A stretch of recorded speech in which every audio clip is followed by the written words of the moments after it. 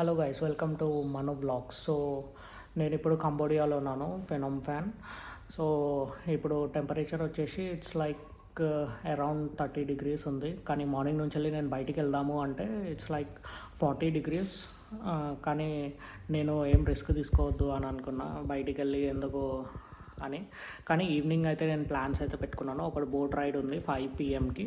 So నా it's almost like 3:30 in the evening. So నేను ఇప్పుడు టుక్ తీసుకొని నేను అక్కడికి బోట్ రైడ్కి అయితే వెళ్ళబోతున్నాను. కానీ మార్నింగ్ నుంచి వెళ్ళి నేను బయటికి వెళ్దాము అంటే it's like more temperature and I have to order food on Grab and రూమ్లోనే ఉండి తినడం జరిగింది. So I don't want go out and spoil my health. So ఇప్పుడు నేను ఈవినింగ్కి అయితే నేను ప్లాన్స్ అయితే వేసుకున్నాను.